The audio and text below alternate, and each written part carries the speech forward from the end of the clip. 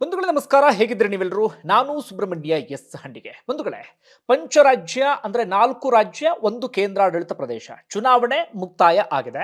ಫಲಿತಾಂಶಕ್ಕೆ ಕೇವಲ 4 ದಿನ ಮಾತ್ರ ಬಾಕಿ ಇದೆ. ಸಹಜವಾಗಿ ಕುತೂಹಲ ಇದೆ, ಕಾರಣ ಈ ವರ್ಷದ ಅತಿ ದೊಡ್ಡ ಚುನಾವಣೆ ಅಂತ ಹೇಳಿ ಕರೆಸ್ಕೊಳ್ತಾ ಇತ್ತು. ಒಂದು ವೆಸ್ಟ್ ಬೆಂಗಾಲ್, ಮತ್ತೊಂದು ತಮಿಳುನಾಡು, ಮತ್ತೊಂದು ಅಸ್ಸಾಂ, ಹಾಗೆ ಕೇರಳ, ಪುದುಚೇರಿ, ಪ್ರತಿ ರಾಜ್ಯಗಳು ಕೂಡ ನಾನಾ ಕಾರಣಗಳಿಗಾಗಿ ಗಮನವನ್ನು ಸೆಳೆತಾ ಇದ್ವು. ನಿನ್ನೆಗೆ ಪಶ್ಚಿಮ ಬಂಗಾಳದಲ್ಲಿ ಮಾತ್ರ 2ನೇ ಹಂತದ ಮತದಾನ ಬಾಕಿ ಉಳಿದಿತ್ತು. ಅದು ಕೂಡ ಒಂದಷ್ಟು ಹಿಂಸಾಚಾರ, ನಾನಾ ರೀತಿಯಾದಂತಹ ಸಂಘರ್ಷಕ್ಕೆ ಕಾರಣ ಆಯಿತು. ಅಂತಿಮವಾಗಿ ಚುನಾವಣೆ ಮುಕ್ತಾಯ ಆಯಿತು. ಚುನಾವಣೆ ಮುಕ್ತಾಯ ಆಗ್ತಿದ್ದ ಹಾಗೆ ಸಹಜವಾಗಿ ಎಲ್ಲರಿಗೂ ಕೂಡ ಕುತೂಹಲ ಇರೋದು ಎಕ್ಸಿಟ್ ಪೋಲ್ಗೆ ಸಂಬಂಧಪಟ್ಟ ಹಾಗೆ. ಎಲ್ಲಾ ಬಾರಿಯೂ ಎಕ್ಸಿಟ್ ಪೋಲ್ ಸತ್ಯ ಆಗುತ್ತೆ ಅಂತಲ್ಲ, ಒಮ್ಮೊಮ್ಮೆ ಕಂಪ್ಲೀಟ್ ಉಲ್ಟಾ ಆಗಿದ್ದೂ ಕೂಡ ಇದೆ, ಒಮ್ಮೊಮ್ಮೆ ಸತ್ಯಕ್ಕೆ ಸ್ವಲ್ಪ ಹತ್ತಿರವಾಗಿದ್ದೂ ಕೂಡ ಇದೆ, ಒಮ್ಮೊಮ್ಮೆ ಸತ್ಯ ಆಗಿದ್ದೂ ಕೂಡ ಇದೆ. ಆದರೆ ಸಹಜವಾಗಿ ಜನರ ಕುತೂಹಲ ಇರುತ್ತೆ, ಅದರಿಂದ ಸಣ್ಣದಾಗಿ ನಮಗೊಂದು ಸುಳಿವು ಸಿಗಬಹುದು, ಯಾರಿಗೆ ಗೆಲುವು ಯಾರಿಗೆ ಸೋಲು ಎನ್ನುವಂತ ರೀತಿಯಲ್ಲಿ. ಹೀಗಾಗಿ ಸಾಕಷ್ಟು ಮಂದಿ ಕಾಯ್ತಾ ಇರ್ತಾರೆ. ನಿನ್ನೆ ಸರಿಯಾಗಿ ಸಂಜೆ 6:30ಕ್ಕೆ ಎಕ್ಸಿಟ್ ಪೋಲ್ನ ಭವಿಷ್ಯ ಬಂತು. ನಾನಾ ಕಾರಣಗಳಿಗಾಗಿ ನಿನ್ನೆ ಆ ವಿಚಾರವನ್ನು ನಿಮ್ಮ ಜೊತೆಗೆ ಹಂಚಿಕೊಳ್ಳೋದಕ್ಕಾಗ್ಲಿ ಅಥವಾ ಚರ್ಚೆ ಮಾಡೋದಕ್ಕಾಗ್ಲಿ ಸಾಧ್ಯ ಆಗಲಿಲ್ಲ. ಇವತ್ತು ಅದಕ್ಕೆ ಸಂಬಂಧಪಟ್ಟ ಒಂದಷ್ಟು ವಿಚಾರವನ್ನು ನಿಮ್ಮ ಮುಂದೆ ಇಡ್ತಾ ಹೋಗ್ತೀನಿ. 4 ದಿನ ಕಾದ್ರೆ ರಿಸಲ್ಟ್ ಬರುತ್ತೆ. ಆದರೆ ಒಂದಷ್ಟು ಮಂದಿಗೆ ಸಹಜವಾಗಿ ಕುತೂಹಲ ಇರುತ್ತಲ್ಲ, ನಿಮ್ಮಲ್ಲಿ ಈಗಾಗಲೇ ಸಾಕಷ್ಟು ಮಂದಿ ಎಕ್ಸಿಟ್ ಪೋಲನ್ನು ಗಮನಿಸಿರ್ತೀರಿ. ಅದರ ನಡುವೆಯೂ ಕೂಡ ಒಂದಷ್ಟು ವಿಚಾರವನ್ನ ಚರ್ಚೆ ಮಾಡ್ತಾ ಹೋಗೋಣ. ಮೊದಲಿಗೆ ವೆಸ್ಟ್ ಬೆಂಗಾಲ್ ವಿಚಾರಕ್ಕೆ ಬರೋಣ. ಬಂಧುಗಳೇ, ಕಳೆದ ಬಾರಿಯೂ ಕೂಡ ವೆಸ್ಟ್ ಬೆಂಗಾಲ್, ಪಶ್ಚಿಮ ಬಂಗಾಳದ ಚುನಾವಣೆ ಸಹಜವಾಗಿ ಕುತೂಹಲವನ್ನ ಮೂಡಿಸಿತ್ತು. ಅದಕ್ಕೆ ಪ್ರಮುಖವಾದಂತಹ ಕಾರಣ ಏನಪ್ಪಾ ಅಂದ್ರೆ, ಟಿಎಂಸಿ ಹಾಗೆ ಬಿಜೆಪಿ ನಡುವೆ ಜಿದ್ದಾಜಿದ್ದಿನ ಸ್ಪರ್ಧೆ ಏರ್ಪಟ್ಟು ಬಿಟ್ಟಿತ್ತು. ಅದರಲ್ಲೂ ಕೂಡ ಯಾರನ್ನ ನಾವು ಮಮತಾ ಬ್ಯಾನರ್ಜಿಯ ಪಕ್ಕಾ ಶಿಷ್ಯ ಅಂತ ಕರಿತಾ ಇದ್ವು, ಸುವೇಂದು ಅಧಿಕಾರಿ, ಅದೇ ಸುವೇಂದು ಅಧಿಕಾರಿಯನ್ನ ಬಿಜೆಪಿ ತನ್ನತ್ತ ಸೆಳೆದುಕೊಳ್ಳುವಲ್ಲಿ ಯಶಸ್ವಿಯಾಗಿತ್ತು. ಅದೇ ಸುವೇಂದು ಅಧಿಕಾರಿ ಸ್ಪರ್ಧೆ ಮಾಡಿದಂತ ಕ್ಷೇತ್ರದಲ್ಲಿ ಹೋಗಿ ಮಮತಾ ಬ್ಯಾನರ್ಜಿ ಕೂಡ ಸ್ಪರ್ಧೆಯನ್ನ ಮಾಡ್ತಾರೆ. ಗುರು ಶಿಷ್ಯ ಈ ಸ್ಪರ್ಧೆ ಇಡೀ ರಾಜ್ಯದ ಗಮನವನ್ನು ಸೆಳೆದು ಬಿಟ್ಟಿತ್ತು. ಆ ಕಾರಣಕ್ಕಾಗಿ ಪಶ್ಚಿಮ ಬಂಗಾಳ ಗಮನ ಸೆಳೆತಾ ಇತ್ತು. ಒಂದು ಕಾಲದಲ್ಲಿ ನಿಮಗೆ ಗೊತ್ತಿರುವ ಹಾಗೆ ಕಮ್ಯುನಿಸ್ಟರ ಆಳ್ವಿಕೆ ಇತ್ತು. 2011ರಲ್ಲಿ ನಂದಿ ಗ್ರಾಮದ ಒಂದು ಚಳವಳಿ ನಡೆದಂತ ಕಾರಣಕ್ಕಾಗಿ ಯಾರೂ ಕೂಡ ನಿರೀಕ್ಷೆ ಮಾಡದ ರೀತಿಯಲ್ಲಿ ಟಿಎಂಸಿ ಅಧಿಕಾರಕ್ಕೆ ಬಂತು. ಮಮತಾ ಬ್ಯಾನರ್ಜಿ ಮುಖ್ಯಮಂತ್ರಿ ಆಗ್ತಾರೆ.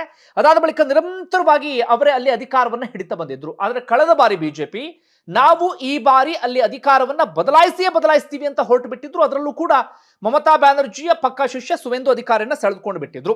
ಕಳೆದ ಬಾರಿಯೂ ಕೂಡ ಈ ಎಕ್ಸಿಟ್ ಪೋಲ್ ಎಲ್ಲವೂ ಕೂಡ ಬಿಜೆಪಿಯ ಪರವಾಗೇ ಇದ್ವು. ಒಂದಷ್ಟು ಎಕ್ಸಿಟ್ ಪೋಲ್ ಅಂತೂ ಬಿಜೆಪಿ ಅಧಿಕಾರಕ್ಕೆ ಬರುತ್ತೆ ಅಂದ್ರೆ ಒಂದಷ್ಟು ಅಧಿಕಾರದ ಹತ್ತಿರಕ್ಕೆ ಬರಬಹುದು ಎನ್ನುವ ರೀತಿಯಲ್ಲೂ ಕೂಡ ಭವಿಷ್ಯವನ್ನು ನೋಡಿದ್ವು.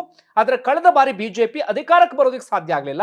ಆದರೆ 3-4 ಸೀಟು ಇದ್ದಿದ್ದು ದಿಢೀರ್ 77ಕ್ಕೆ ರೈಸ್ ಆಗುವಲ್ಲಿ ಯಶಸ್ವಿಯಾಗಿತ್ತು. ಆದ್ರೆ ಈ ಬಾರಿ ಮಾತ್ರ ತೀರಾ ಜಟಾಪಟಿ ನಡೆದಿತ್ತು. ಮೊದಲು ಜಟಾಪಟಿ ಶುರುವಾಗಿದ್ದು ಎಲ್ಲಿಂದ ಅಂದ್ರೆ SIR ಪ್ರಕ್ರಿಯೆ ನಡೀತು ನೋಡಿ, ಮತದಾರರ ಪಟ್ಟಿ ಪರಿಷ್ಕರಣೆ, ಅಲ್ಲಿಂದ ಆ ಜಟಾಪಟಿ ಶುರುವಾಗಿ ಹೋಗ್ಬಿಡ್ತು. ಅದಾದ ಬಳಿಕ ಚುನಾವಣಾ ಆಯೋಗಕ್ಕೆ ಸಂಬಂಧಪಟ್ಟ ಹಾಗೆ, ಚುನಾವಣಾ ಆಯುಕ್ತರಿಗೆ ಸಂಬಂಧಪಟ್ಟ ಒಂದಷ್ಟು ಜಟಾಪಟಿ, 7 ಜಡ್ಜಸ್ಗಳನ್ನೇ ಕೂಡಿ ಹಾಕಿದಂತಹ ವಿಚಾರ, ಅದರ ನಡುವೆ ಒಂದಷ್ಟು ಹಿಂಸಾಚಾರ. ಹುಮಾಯೂನ್ ಕಬೀರ್ ಎನ್ನುವಂತಹ ಮಮತಾ ಬ್ಯಾನರ್ಜಿಯ ಮತ್ತೋರ್ವ ಶಿಷ್ಯ ಅನ್ನೋದಕ್ಕಿಂತ ಆಪ್ತ ವ್ಯಕ್ತಿ ಹುಮಾಯೂನ್ ಕಬೀರ್ ದಿಢೀರ್ ಅಂತ ಹೇಳಿ ಟಿಎಂಸಿಯಿಂದ ಉಚ್ಚಾಟನೆಗೊಂಡು ಬಿಡ್ತಾರೆ. ಅವರೊಂದು ಪಕ್ಷವನ್ನ ಸ್ಥಾಪನೆ ಮಾಡ್ತಾರೆ. ಅವ್ರದ್ದೊಂದು ಸ್ಟಿಂಗ್ ಆಪರೇಷನ್ ವಿಡಿಯೋ ವೈರಲ್ ಆಗುತ್ತೆ. ಅದರಲ್ಲಿ ಬಿಜೆಪಿ ಅವರಿಗೆ 1000 ಕೋಟಿ ಡೀಲ್ ಕೊಟ್ಟಿದೆ ಎನ್ನುವಂತ ವಿಚಾರಗಳೆಲ್ಲವೂ ಕೂಡ ಇರುತ್ತೆ. ಹಾಗೆ SIR ಪ್ರಕ್ರಿಯೆಯಲ್ಲಿ 92 ಲಕ್ಷ ವೋಟರ್ಸ್ ಹೆಸರು ಡಿಲೀಟ್ ಆದಂತಹ ಸಂಗತಿ, ಅದರಲ್ಲೂ ಕೂಡ ಮುಸ್ಲಿಮರ ಪ್ರಾಬಲ್ಯ ಎಲ್ಲಿದೆ ಅಲ್ಲೇ ಸಾಕಷ್ಟು ವೋಟರ್ಸ್ಗಳ ಹೆಸರು ಡಿಲೀಟ್ ಆಗಿದೆ ಎನ್ನುವಂತ ವಿಚಾರವೂ ಕೂಡ ಚರ್ಚೆಗೆ ಬಂದಿತ್ತು. ಒಟ್ಟಾರೆಯಾಗಿ ನಾನಾ ವಿಚಾರಗಳಂತೂ ಚರ್ಚೆಯಲ್ಲಿತ್ತು. ಬಿಜೆಪಿ ಅಂತೂ ಅಲ್ಲಿ ಅಧಿಕಾರಕ್ಕೆ ಬರಲೇಬೇಕು ಅನ್ನೋದಕ್ಕೆ ನಿರಂತರವಾಗಿ ಶ್ರಮ, ಬೇರೆ ಬೇರೆ ರೀತಿಯಲ್ಲಿ ಒಂದಷ್ಟು ಪ್ರಯತ್ನವನ್ನು ಕೂಡ ಅವರು ಪಟ್ಟಿದ್ರು. ಇನ್ನೊಂದು ಕಡೆಯಿಂದ ಮಮತಾ ಬ್ಯಾನರ್ಜಿ ಕೂಡ ನಾನು ಸೆಡ್ಡು ಹೊಡಿತೀನಿ ಎನ್ನುವ ರೀತಿಯಲ್ಲಿ ಅವರು ಕೂಡ ಚುನಾವಣಾ ಪ್ರಚಾರವನ್ನು ಮಾಡ್ತಾ ಇದ್ರು. ಒಟ್ಟಾರೆಯಾಗಿ ನಾನಾ ವಿಚಾರಗಳು ಚರ್ಚೆಯಲ್ಲಿತ್ತು. ಪ್ರಮುಖವಾಗಿ ಟಿಎಂಸಿ ಗುಂಡಾಗಿರಿ ಎನ್ನುವ ರೀತಿಯಲ್ಲಿ ಬಿಜೆಪಿ ಪ್ರಚಾರವನ್ನ ಮಾಡ್ಕೊಂಡು ಬಂದಿತ್ತು. ಬಿಜೆಪಿಯಲ್ಲಿ ಧರ್ಮಗಳ ನಡುವೆ ಬೆಂಕಿ ಹಚ್ಚಿದೆ ಅಂತೇಳಿ ಟಿಎಂಸಿ ಪ್ರಚಾರವನ್ನ ಮಾಡ್ಕೊಂಡು ಬಂದಿತ್ತು. ಒಟ್ಟಾರೆಯಾಗಿ ಜಿದ್ದಿನ ಸ್ಪರ್ಧೆ, 2 ಹಂತದಲ್ಲಿ ಮತದಾನ ಪ್ರಕ್ರಿಯೆ ನಡೀತು. ಯಾರೂ ಕೂಡ ನಿರೀಕ್ಷೆ ಮಾಡದ ರೀತಿಯಲ್ಲಿ 92% ಮತದಾನವೂ ಕೂಡ ಆಯಿತು. ಅದಕ್ಕೆ SIR ಪ್ರಕ್ರಿಯೆಯೂ ಕಾರಣ ಆಗಿರಬಹುದು ಅಥವಾ ಬೇರೆ ಬೇರೆ ಒಂದಷ್ಟು ವಿಚಾರಗಳು ಕೂಡ ಇಂಪ್ಯಾಕ್ಟ್ ಮಾಡಿರಬಹುದು, ಏನೋ ಗೊತ್ತಿಲ್ಲ. ಒಟ್ಟಾರೆಯಾಗಿ ಮತದಾನವೂ ಕೂಡ ದಾಖಲೆಯ ಪ್ರಮಾಣದಲ್ಲಿ ಆಯಿತು. ಇನ್ನು ಎಕ್ಸಿಟ್ ಪೋಲ್ ಹಾಗಾದ್ರೆ ಏನ್ ಹೇಳ್ತಾ ಇದೆ? ಒಂದಷ್ಟು ಜನ ಇದು ನಿರೀಕ್ಷೆ ಮಾಡಿದ್ರು, ಒಂದಷ್ಟು ಜನ ನಿರೀಕ್ಷೆಯೇ ಇರಲಿಲ್ಲ ಎಕ್ಸಿಟ್ ಪೋಲ್ ಈ ರೀತಿಯಾಗಿ ಬರಬಹುದು ಎನ್ನುವಂತಹ ರೀತಿಯಲ್ಲಿ. ಎಕ್ಸಿಟ್ ಪೋಲ್ ಕಳೆದ ಬಾರಿಯೂ ಕೂಡ ಹೆಚ್ಚು ಕಡಿಮೆ ಇದೇ ರೀತಿಯಾಗಿ ಭವಿಷ್ಯವನ್ನು ನೋಡಿದ್ವು, ಆದ್ರೆ ಉಲ್ಟಾ ಆಗಿತ್ತು. ಕಳೆದ ಬಾರಿ ಟಿಎಂಸಿ 200+ ಸ್ಥಾನಗಳನ್ನು ಗೆದ್ದುಕೊಂಡ್ರೆ ಬಿಜೆಪಿ 76-77ಕ್ಕೆ ಸೀಮಿತ ಆಗಿತ್ತು. ಈ ಬಾರಿ ನೋಡಿದ್ರೆ ಬಿಜೆಪಿ ಅಧಿಕಾರಕ್ಕೆ ಬರಬಹುದು ಅಂತ ಒಂದಷ್ಟು ಸಮೀಕ್ಷೆಗಳು ಹೇಳ್ತಾ ಇದ್ದಾವೆ. ಇನ್ನೊಂದಷ್ಟು ಸಮೀಕ್ಷೆಗಳು ಬಿಜೆಪಿ ಅತಿ ದೊಡ್ಡ ಪಕ್ಷವಾಗಿ ಹೊರಹೊಮ್ಮಬಹುದು ಎನ್ನುವ ರೀತಿಯಲ್ಲಿ.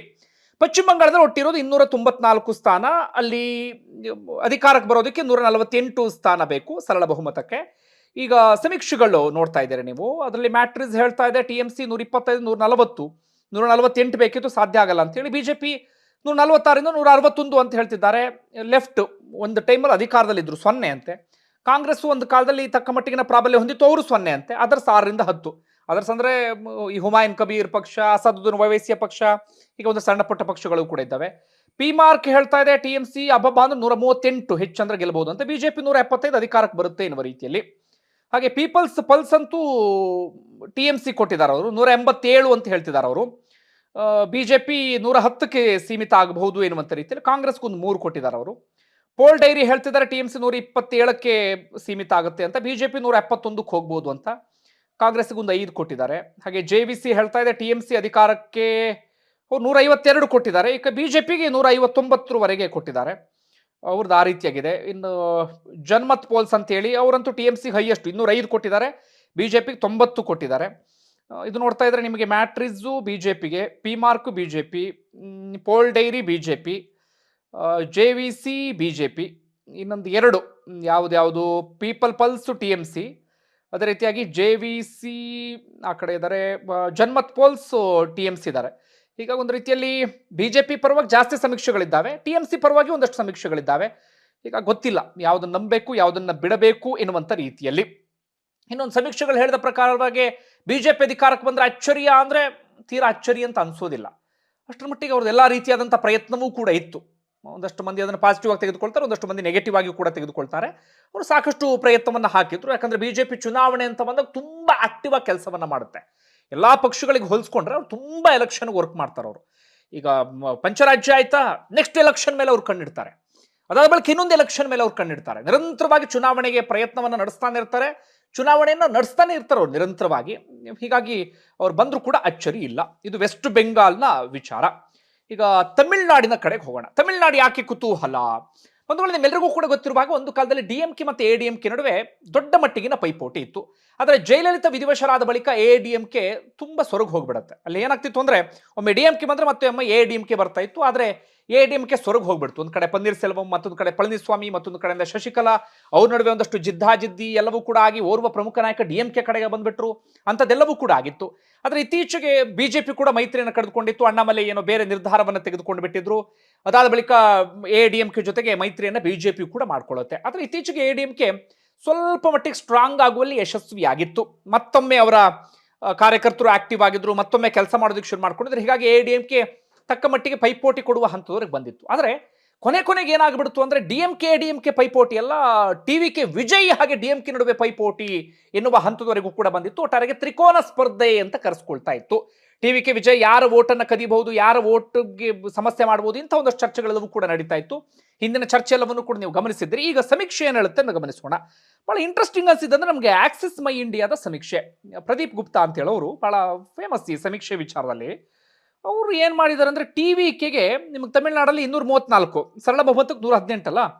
ಆಕ್ಸಿಸ್ ಮೈ ಇಂಡಿಯಾದಲ್ಲಿ ನೀವು ಗಮನಿಸ್ತಾ ಇದ್ದೀರಾ TVKಗೆ 120 ಕೊಟ್ಟು ಬಿಟ್ಟಿದ್ದಾರೆ ಅವರು. ಸರಳ ಬಹುಮತಕ್ಕೆ 118 ಅಲ್ಲ, 120 ಕೊಟ್ಬಿಟ್ಟಿದ್ದಾರೆ. 98ರಿಂದ 120. ಈ ಸಮೀಕ್ಷೆ ನೋಡಿ ಇವತ್ತು TVK ತುಂಬ ಆಕ್ಟಿವ್ ಆಗಿ ಇದು ಮಾಡ್ತಾ ಇದ್ದಾರೆ ಅವರು. ಏನೋ ಆಶ್ಚರ್ಯ ಆಗ್ತಿದೆಯಪ್ಪ, ಏನು ನಂಬೇಕ ಬಿಡೋ ಗೊತ್ತಾಗ್ತಿಲ್ಲ. NDA ಅಂದರೆ ADMK ಬರೀ 32 ಕೊಟ್ಟಿದ್ದಾರೆ ಅವರಿಗೆ. DMKಗೆ 110 ಅಂತ ಕೊಟ್ಟಿದ್ದಾರೆ ಅವರು. DMK ಅಂದರೆ DMK ಪ್ಲಸ್ ಕಾಂಗ್ರೆಸ್ಸು. ಕಳೆದ ಲೋಕಸಭಾ ಚುನಾವಣೆಯಲ್ಲಿ DMK ಕ್ಲೀನ್ ಸ್ವೀಪ್ ಅನ್ನು ಮಾಡಿತ್ತು. ಮ್ಯಾಟ್ರಿಸ್ ನೋಡಿದ್ರೆ DMK ಅಧಿಕಾರಕ್ಕೆ ಬರುತ್ತೆ ಅಂತ 132, NDA 100, ಕಡಿಮೆ ಏನಲ್ಲ ಅದು. TVK 12, P Marq DMK 145, NDA 85, TVK 26. People's Pulse DMK 145, NDA 80, TVK 24. JVC DMK 95, NDA 147 ಅಂತ ಕೊಟ್ಟಿದ್ದಾರೆ. ಅಧಿಕಾರಕ್ಕೆ ಬರುತ್ತೆ ADMK ಅನ್ನೋ ರೀತಿಯಲ್ಲಿ. TVK 15. ಇನ್ನೊಂದು ಕಾಮಾಖ್ಯ ಅನಾಲಿಟಿಕ್ಸ್ ಅಂತೇಳಿ ಅವರು TVKಗೆ 81ರವರೆಗೆ ಕೊಟ್ಟಿದ್ದಾರೆ. NDAಗೆ 84, DMK 95. ಅತಂತ್ರ ಮಾಡಿ ಇಟ್ಬಿಟ್ಟಿದ್ದಾರೆ ಇದರಲ್ಲಿ, ಅತಂತ್ರ ಅಂತೇಳಿ. ಹಿಂಗಾದರೆ TVK ADMK ಜೊತೆಗೆ ಹೋಗುತ್ತಾ ಅಂತ ಅಂದರೆ BJP ಜೊತೆಗೆ ಗೊತ್ತಿಲ್ಲ. ನೋಡಿ, ಇದು ಸಮೀಕ್ಷೆ.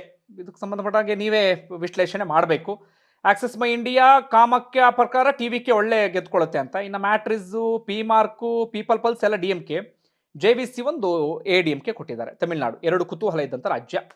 ಇನ್ನು ಕೇರಳದ ವಿಚಾರಕ್ಕೆ ಬರೋಣ. ಕೇರಳದಲ್ಲಿ ಹಾಗೆ ಆಗ್ತಿತ್ತು, ಒಮ್ಮೆ LDF ಮತ್ತೊಮ್ಮೆ UDF ಅಂದರೆ ಕಾಂಗ್ರೆಸ್ ಜೊತೆಗೆ ಇನ್ನೊಂದು 2 ಪಕ್ಷಗಳಿದ್ದಾವೆ. ಅದರ ಮೈನ್ ಇವರು ಕಾಂಗ್ರೆಸ್ಸೇ. ಕಾಂಗ್ರೆಸ್ ಅತಿ ಹೆಚ್ಚು ಕ್ಷೇತ್ರಗಳಲ್ಲೂ ಕೂಡ ಸ್ಪರ್ಧೆಯನ್ನು ಮಾಡೋದು UDF. LDF ಅಂದರೆ ಲೆಫ್ಟ್ ಪಾರ್ಟಿ. ಒಮ್ಮೆ ಅವರು ಒಮ್ಮೆ ಇವರು ಆಗ್ತಾ ಇದ್ರು. ಈ ಬಾರಿ ಸ್ಥಳೀಯ ಸಂಸ್ಥೆ ಚುನಾವಣೆಯಲ್ಲೂ ಕೂಡ ಕಾಂಗ್ರೆಸ್ ಭರ್ಜರಿಯಾದಂಥ ಗೆಲುವನ್ನು ಸಾಧಿಸಿತ್ತು ಅಲ್ಲಿ. ಈಗ ಕುತೂಹಲ ಇತ್ತು. ಈಗ ನೋಡೋಣ ಸಮೀಕ್ಷೆ ಏನು ಹೇಳುತ್ತೆ. ಮ್ಯಾಟ್ರಿಸು LDFಗೆ 65 ಅಧಿಕಾರದಲ್ಲಿ ಅವರೇ ಇರೋದು. ಪಿಣರಾಯಿ ವಿಜಯನ್ CM ಅವ್ರ ಪ್ರಕಾರ ಅಧಿಕಾರಕ್ಕೆ ಹಿಡಿಯಲ್ಲ ಅಂತ. ಯಾಕಂದ್ರೆ ಸ್ಥಾನ ಇರೋದು 140, ಮೆಜಾರಿಟಿ ಮಾರ್ಕ್ ಇರೋದು 71. UDF 75 ಅವ್ರ ಪ್ರಕಾರ ಅಧಿಕಾರಕ್ಕೆ ಬರ್ತಾರೆ. BJP 3ರಿಂದ 5 ಕಡಿಮೆ ಏನಲ್ಲ. BJP ಎಷ್ಟು ಬಂದರೆ P MARQ LDF 65, UDF 75, BJP 3ರಿಂದ 5 ಅವರು ಅಷ್ಟೇ. People Pulse LDF 65, UDF 85, NDA 3. Axis My India ಹೆಚ್ಚು ಕಡಿಮೆ ಅವರು ಅಷ್ಟೇ ಕೊಟ್ಟಿದ್ದಾರೆ. JVC ಗಮನಿಸ್ತಾ ಇದ್ರೆ ಅವರು ಅಷ್ಟೇ ಕೊಟ್ಟಿದ್ದಾರೆ. NDA 3ರಿಂದ 7 ಕೊಟ್ಟಿದ್ದಾರೆ ಅವರು. ಅಲ್ಲಿ BJP ಬರದ ನಾಡು ಅಂತ ಕರೆಸ್ಕೊಳ್ಳುತ್ತೆ BJP ವಿಚಾರದಲ್ಲಿ. ಈ ರೀತಿಯಾಗಿದೆ. ಅವ್ರ ಪ್ರಕಾರ ಈ ಬಾರಿ ಕಾಂಗ್ರೆಸ್ ಅಧಿಕಾರಕ್ಕೆ ಬರುತ್ತೆ ಅಂತ ಕೇರಳದಲ್ಲಿ. ಇನ್ನು ಅಸ್ಸಾಂ ಬಹಳ ಇಂಟ್ರೆಸ್ಟಿಂಗ್ ವಿಚಾರ. ನಿಮಗೆ ಹಿಮಂತ್ ಬಿಸ್ವಾ ಶರ್ಮಾ ಇದಾರಲ್ಲ, ಈಗ BJPಯ ಪ್ರಮುಖ ನಾಯಕ ಅಂತ ಕರೆಸ್ಕೊಳ್ತಾರಲ್ಲ, ಈಗ ಅವ್ರು ರಾಷ್ಟ್ರ ಮಟ್ಟದ ಟಾಪ್ 10 ನಾಯಕರು ಅಂದ್ರೂ ಕೂಡ ಅದರಲ್ಲಿ ಹಿಮಂತ್ ಬಿಸ್ವಾ ಶರ್ಮಾ ಹೆಸರು ಕೂಡ ಬರುತ್ತೆ. ಒಂದು ಟೈಮಲ್ಲಿ ಇದೇ ಹಿಮಂತ್ ಬಿಸ್ವಾ ಶರ್ಮಾ ಕಾಂಗ್ರೆಸ್ನ ಪ್ರಮುಖ ನಾಯಕ. ಇದೇ ಹಿಮಂತ್ ಬಿಸ್ವಾ ಶರ್ಮಾರನ್ನ BJP ಕಟುವಾಗಿ ಟೀಕಿಸ್ತಾ ಇತ್ತು. ನೀನು ಭ್ರಷ್ಟ, ನೀನು ಲಂಪಟ, ನೀನು ಲಂಚಕೋರ, ನೀನು ಸರಿ ಇಲ್ಲ ಎನ್ನುವಂಥ ರೀತಿಯಲ್ಲಿ ಹಿಮಂತ್ ಬಿಸ್ವಾ ಶರ್ಮಾರನ್ನ ದೂಷಿಸ್ತಾ ಇತ್ತು. ಹಿಮಂತ್ ಬಿಸ್ವಾ ಶರ್ಮಾ ಕಾಂಗ್ರೆಸ್ಗೆ ಹಂಗಾಗ್ಬಿಟ್ಟಿದ್ರು ಅಂದ್ರೆ ದೊಡ್ಡ ನಾಯಕನ ರೀತಿಯಲ್ಲಿ. ಈಗ ನಮ್ಮ DK ಶಿವಕುಮಾರ್ ಇದ್ದಾರಲ್ಲ, ಆ ರೀತಿಯಾಗಿ ಹಿಮಂತ್ ಬಿಸ್ವಾ ಶರ್ಮಾ ಇದ್ರು. ಅಲ್ಲಿ ಏನಾಗಿತ್ತಂದ್ರೆ ತರುಣ್ ಗೊಗೊಯ್ ಅಂತ ಹೇಳಿ ಅಲ್ಲಿ ಮುಖ್ಯಮಂತ್ರಿ ಇದ್ರು. ಯಾರ ಅಸ್ಸಾಮಲ್ಲಿ ನಮ್ಮ ಸಿದ್ದರಾಮಯ್ಯ ಇದಾರಲ್ಲ, ಆ ಸ್ಥಾನದಲ್ಲಿ ತರುಣ್ ಗೊಗೊಯ್ ಇದ್ರು. ತರುಣ್ ಗೊಗೊಯ್ ಹಾಗೆ ಹಿಮಂತ್ ಬಿಸ್ವಾ ಶರ್ಮಾ ನಡುವೆ ಮುಖ್ಯಮಂತ್ರಿ ಸ್ಥಾನಕ್ಕೆ ಪೈಪೋಟಿ ನಡೀತಾ ಇತ್ತು. ಹಿಮಂತ್ ಬಿಸ್ವಾ ಶರ್ಮಾ ಒಂದು ಶಾಸಕರನ್ನ ಕರ್ಕೊಂಡು ಬಂದು ನನಗೆ CM ಸ್ಥಾನ ಕೊಡಬೇಕು ಅಂತ ಬೇಡಿಕೆಯನ್ನು ಕೂಡ ಮುಂದೆ ಇಟ್ಟಿದ್ರು ಆ ಸಂದರ್ಭದಲ್ಲಿ. ಆದ್ರೆ ರಾಹುಲ್ ಗಾಂಧಿ ಭೇಟಿಗೆ ಹಿಮಂತ್ ಬಿಸ್ವಾ ಶರ್ಮಾಗೆ ಅವಕಾಶ ಸಿಕ್ಕಿರಲಿಲ್ಲ. ಅದೇ ಸಿಟ್ಟಿಗೆ ಅವರು BJPಗೆ ಬಂದುಬಿಡ್ತಾರೆ. ಈಗ BJPಯಲ್ಲಿ ಪ್ರಮುಖ ನಾಯಕನಾಗಿ ಬೆಳೆದು ನಿಂತುಬಿಟ್ಟಿದ್ದಾರೆ. ಈಗ DK ಶಿವಕುಮಾರ್ ಸಿದ್ದರಾಮಯ್ಯ ವಿಚಾರದಲ್ಲಿ ಹಾಗೆ ಲೆಕ್ಕಾಚಾರ ಆಗ್ತಿರೋದು. DK ಶಿವಕುಮಾರ್ ಹಿಮಂತ್ ಬಿಸ್ವಾ ಶರ್ಮಾ ರೀತಿಯಲ್ಲಿ ನಿರ್ಧಾರ ತೆಗೆದುಕೊಂಡು ಬಿಡ್ತಾರಾ ಎನ್ನುವ ರೀತಿಯಲ್ಲಿ. ಇವತ್ತು ಯಾವ ಹಿಮಂತ್ ಬಿಸ್ವಾ ಶರ್ಮಾರನ್ನ ಭ್ರಷ್ಟ ಅಂತಿತ್ತು BJP, ಇವತ್ತು ಅದೇ ಹಿಮಂತ್ ಬಿಸ್ವಾ ಶರ್ಮಾರನ್ನ BJP ಕಾರ್ಯಕರ್ತರು ಅಪ್ಪಿಕೊಂಡಿದ್ದಾರೆ. ಬರೀ ಅಪ್ಕೊಂಡಿದ್ದಲ್ಲ, ಗಟ್ಟಿಯಾಗಿ ಅಪ್ಕೊಂಡಿದ್ದಾರೆ. ಈಗ ಗೌರವ್ ಗೊಗೊಯ್ ವರ್ಸಸ್ ಹಿಮಂತ್ ಬಿಸ್ವಾ ಶರ್ಮಾ ಎನ್ನುವ ರೀತಿಯಲ್ಲಿ ಇತ್ತು. ಈಗ ಸರ್ವೆಗಳು ನೋಡ್ತಾ ಇದ್ರೆ ಎಲ್ಲವೂ BJP ಕೊಟ್ಟಿದ್ದಾವೆ. ಅಲ್ಲಿರೋ 126, 64 ಬಹುಮತಕ್ಕೆ. ಯಾವುದು ಏನಂಥದ್ದು ಕಾಂಗ್ರೆಸ್ಸಿಗೆ ಕಾಣಿಸ್ತಿಲ್ಲ. ಆಲ್ಮೋಸ್ಟ್ ಎಲ್ಲ ಆಕ್ಸಿಸ್ ಮೈ ಇಂಡಿಯಾ ಅಂತೂ 100 ಕೊಟ್ಬಿಟ್ಟಿದ್ದಾರೆ. ಮ್ಯಾಟ್ರಿಸ್ 95, ಪೀಪಲ್ ಪಲ್ಸ್ 72 ಕೊಟ್ಟಿದ್ದಾರೆ. ಇದು ಅಸ್ಸಾಂದು. ಪುದುಚೇರಿಯದ್ದು ಕೂಡ ಗಮನಿಸ್ತಾ ಇದ್ದೀರಿ, ಕೇಂದ್ರಾಡಳಿತ ಪ್ರದೇಶ. ಇದು ಒಟ್ಟಾರೆಯಾಗಿ ಎಕ್ಸಿಟ್ ಪೋಲ್ ಭವಿಷ್ಯ. ನೋಡೋಣ ಏನಾಗುತ್ತೆ ಎನ್ನುವ ರೀತಿಯಲ್ಲಿ. ನಿಮಗೇನು ಅನಿಸುತ್ತೆ ಕಮೆಂಟ್ ಬಾಕ್ಸಲ್ಲಿ ಮೆನ್ಷನ್ ಮಾಡಿ. ಧನ್ಯವಾದ.